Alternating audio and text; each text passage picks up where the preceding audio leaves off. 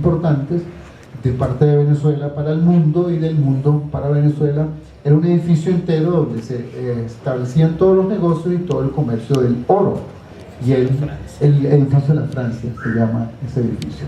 Y él, su primera expresión delante de todo el mundo, cámaras, televisión y todo lo demás, fue: vamos a expropiar ese edificio. ¿Por qué? Porque el socialismo permite que el Estado venezolano sea el pueblo y eso que está allí sea para el pueblo. A partir de ese momento yo empecé a ver, y nosotros empezamos a ver, que él ya no estaba hablando del mismo discurso de demócrata ni democrático, sino un discurso socialista, y la premisa fundamental era que todo el país y todo lo que se hiciera en el país, y todo, mejor dicho, el Estado venezolano no era el presidente, sino el Estado venezolano era el pueblo. Esa expresión se maneja, inclusive se maneja aún, y en nombre del pueblo se empezaron a hacer expropiaciones y se empezó a meter con la empresa privada de una manera muy radical, tanto que se hicieron sindicatos de socialistas. Habían los sindicatos en las empresas, o sea, los obreros de la construcción tenían sus sindicatos de obreros, pero se hicieron sindicatos paralelos de, como un ejemplo, socialistas, que inducían a que las empresas pues fueran tomadas por estos empleados, pues, por estos sindicatos. Así sucesivamente, pues bueno, el presidente en ese momento, Chávez, porque era el presidente de la República, pues indujo a muchos de estos grupos para que de una u otra forma tomaran las empresas privadas. Y muchos de estos empresarios, pues vale la pena destacar también que muchos de estos empresarios se atrasaron con los pasivos laborales, se atrasaron con las obligaciones con estos empleados, y ahí fue en el momento en donde los empleados tomaron las empresas. ¿Qué pasó con esto? Los empleados tomaron muchas empresas privadas, pero los empleados o los trabajadores no sabían trabajar lo que sus dueños tenían, y se fueron acabando todas las empresas. No estoy diciendo algo que no sea real, porque fue así. Las empresas se fueron acabando, se fueron destruyendo, porque sus empleados no sabían trabajar en las diferentes organizaciones. Incluso en la empresa pública, en los ministerios, también los presupuestos ya no estaban, como dijo el compañero, por ejemplo, el presupuesto de los ministerios ya no se les estaba otorgando a los ministerios, sino se les otorgaba estos presupuestos a las comunidades directamente, para que construyeran. Por ejemplo, si había que reemplazar el techo de una iglesia, debería haberlo hecho el Ministerio de Infraestructura, que era el encargado de eso, pero no, ese dinero se le otorgaba directamente a las comunidades, y las comunidades eran los que lo administraban, y pues muchas de esas comunidades se quedaban con la plata y no administraban. Así fue que se fueron perdiendo estos recursos. Sumado a esto, inclusive, el gobierno venezolano hizo muchos negocios y estableció muchos vínculos de exportación e importación con países, y prácticamente en ese momento, estamos hablando del principio del gobierno de Chávez, en Venezuela se producían 2,5 millones de barriles diarios de petróleo. Ahorita en este momento se están produciendo 500 millones de barriles diarios. O sea, si se dan cuenta ustedes, la diferencia es extraordinaria, pues. ¿Qué pasó con esto?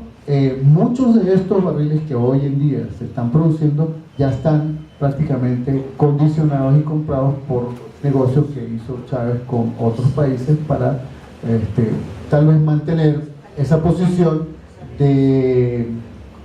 digamos, de acople con Chávez, o de apoyo a Chávez. Estoy hablando de Nicaragua, estoy hablando de Cuba, estoy hablando de Bolivia, estoy hablando de Ecuador, de República Dominicana, negocios que se hacían para buscar el apoyo a nivel internacional a Chávez, y por supuesto ese apoyo pues vale mucho dinero. ¿Y cómo se está pagando ese apoyo? Con lo que se está produciendo.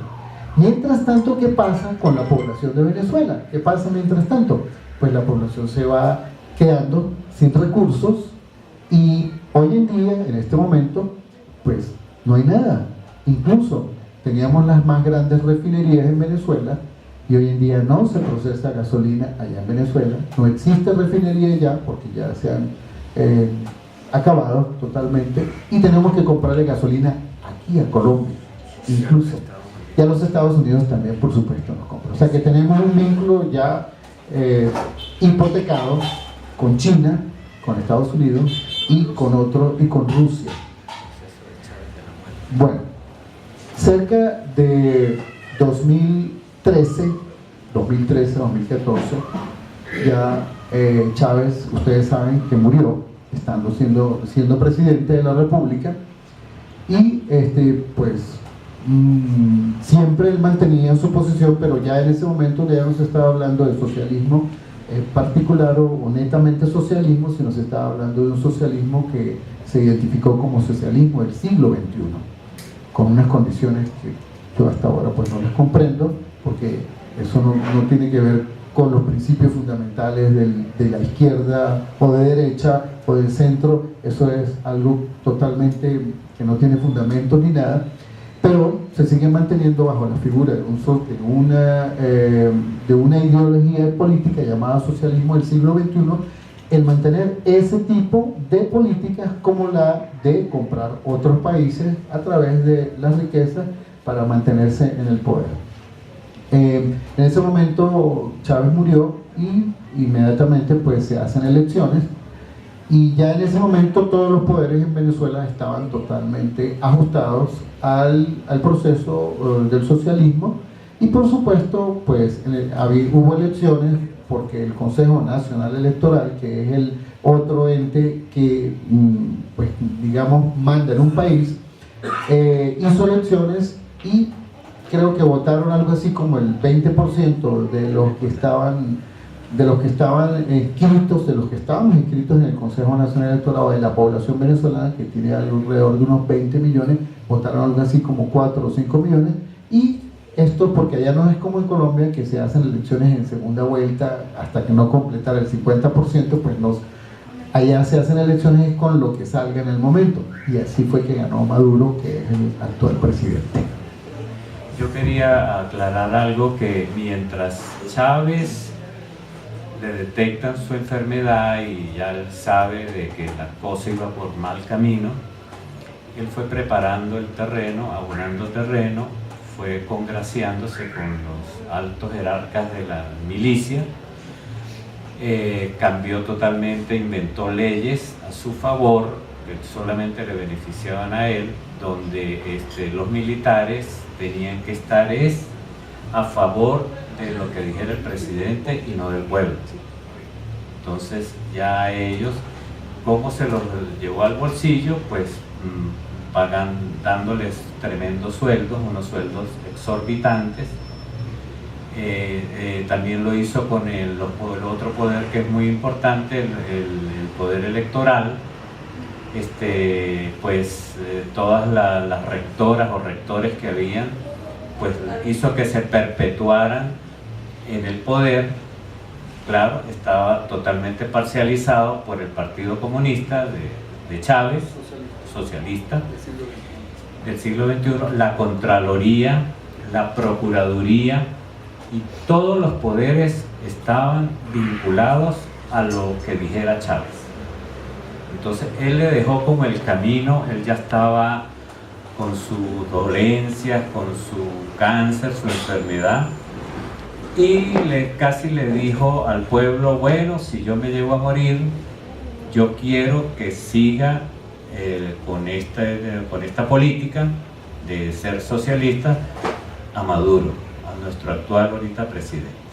O sea, fue como si le cediera casi le puso el sello.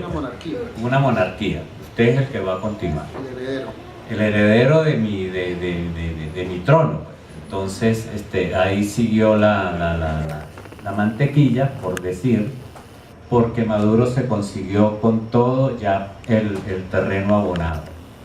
Aunado a su inexperiencia, a su ignorancia, a su baja calidad como persona, que no sé ya ni cómo llamarlo por todas las atrocidades que ha hecho, Y aquí el compañero le va a seguir continuando con